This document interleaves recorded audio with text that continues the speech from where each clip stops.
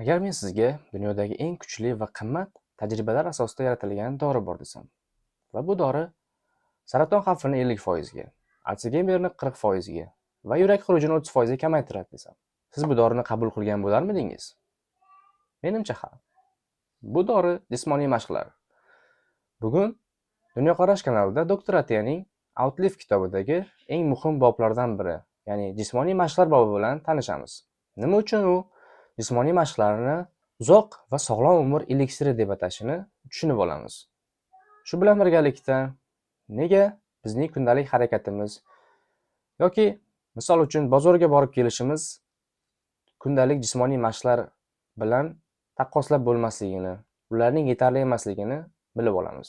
Shuningdek, jismoniy mashqlarni nafaqat ozish uchun, balki uzoq va sog'lom hayot uchun muhim ekanligini bilib olamiz. Obuna bo'ling va biz boshlaymiz. Ko'pchilik o'ylaydi, agar men to'g'ri ovqatlansam, hammasi joyida bo'ladi deb.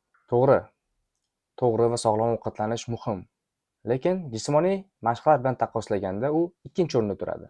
Doktor Atiya ta'kidlaydiki, bizning tanamiz, ya'ni organizmimiz harakat uchun yaratilgan. Tanamizdagi gormonlar, metabolizm va miyamiz faoliyati faqatgina jismoniy mashqlar, jismoniy faollik sababli optimal darajada ishlaydi. Mashq qilish organizmga men hali tirikman, menga energiya kerak, menga kuchli hujayralar kerak degan signalni beradi. Muhim bir haqiqat. Qarish jarayonida biz mushaklar massasini va suyaklar zichligini yo'qotamiz. Bu jarayon bizda 30 yoshdan keyin boshlanadi va 50 yoshdan keyin anchagina tezlashadi.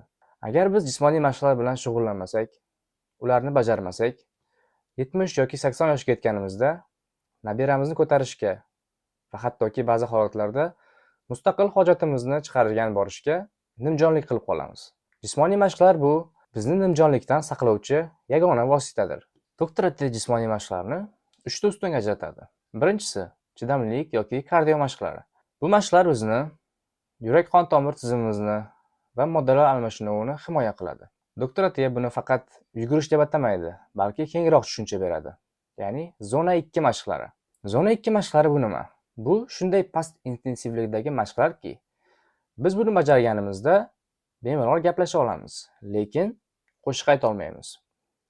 Bunga misol qilib aytishimiz mumkin. Tez yurish, sekin yugurish yoki velosiped haydash. Doktor Atiya aytadiki, biz kamida haftada 3-4 soat davomida bu mashqlarni bajarishimiz kerak. Nega? Chunki bu mashqlar tanamizga yog'larni energiya sifatida sarflashni o'rgatadi va bizni bu diabet va yurak qon tomir kasalliklaridan himoya qiladi.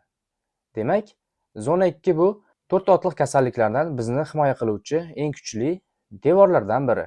Ikkinchi ustun bu VO2 max. VO2 max o'zi nima? Bu tanamizning maksimal darajada kislorodni, ya'ni maksimal darajada qancha kislorodni qabul qila olish imkoniyati. Bu bizning o'pkamiz va yurak tizimimizning qanchalik aktiv, faol va samarali ishlayotganligini ko'rsatib beradi. Doktor Atiyaning aytishicha, VO2 maxning yuqori bo'lishi bizning uzoq va sog'lom umr kechirishimizni ko'rsatuvchi eng katta bashoratchidir. Siz VO2 maxni qanday oshirishingiz mumkin? Bunda bizga zona 2 mashqlarining o'zi yetarli bo'lmaydi.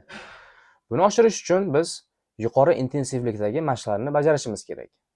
Misol uchun, 4 daqiqa davomida yuqori tezlikda yuguramiz va 4 daqiqa dam olamiz. Va buni sog'ligimizdan kelib chiqqan holda bir necha marotaba takrorlashimiz mumkin. Yoki yana bir misol. 30 sekund davomida sprint, ya'ni juda ham tezlikda yuguramiz va 30 sekund davomida nafaslarimizni rostlaymiz.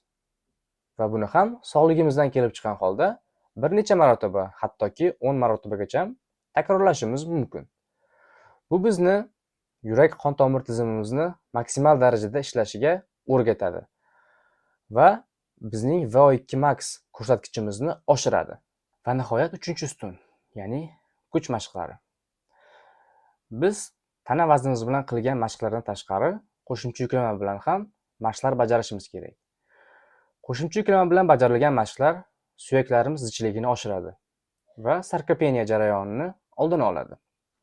Ya'ni muskullarimizni kamayishini, massasini kamayishini oldini oladi.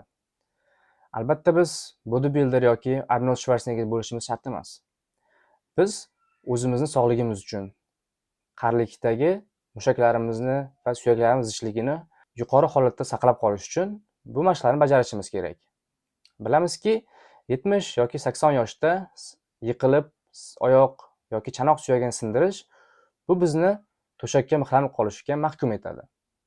Va afsuski, to'shakka mixlanib qolish bizni harakatdan cheklaydi.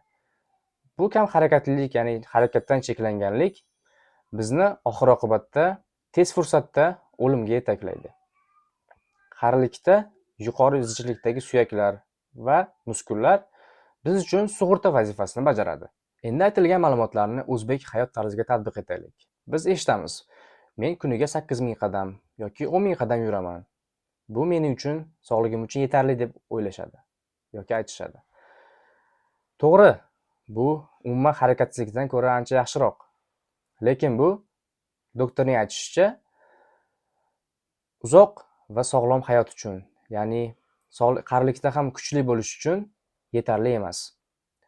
Biz yuqorida aytib o'tilgan 3 ta ustunni doim esimizda saqlashimiz kerak.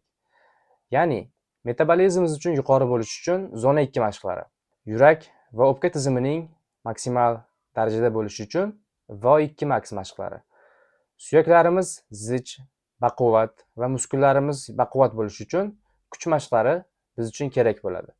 Bizning kundalik harakatimiz yoki 10000 qadamimiz yoki bo'lmasam bir haftada bir marta bozorga borib kelishimiz yuqorida aytilgan 3 ta ustunni qoplamaydi.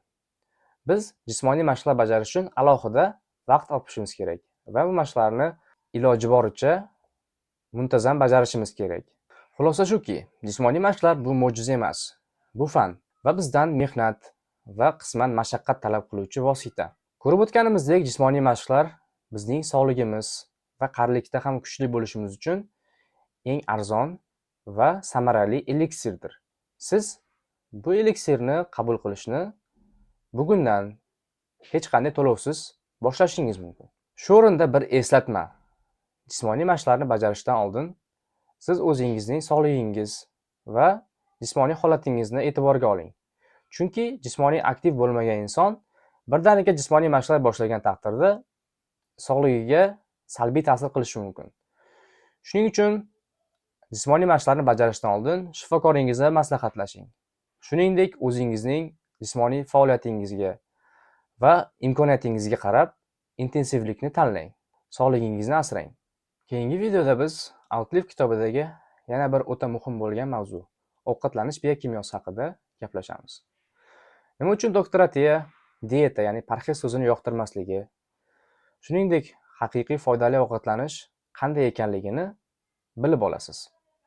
Agar sizga video yoqqan bo'lsa, kanalga obuna bo'ling, like bosing va yaqinlaringiz bilan ulashing. Siz haftasiga necha soat jismoniy mashqlar bilan shug'ullanasiz? Zona 2 mashqlari yoki kuch mashqlari qaysi birini ko'proq bajarasiz? Izohlarda bu haqida yozib qoldiring. Dunyoqarashingizni kengaytiring. Salomat bo'ling.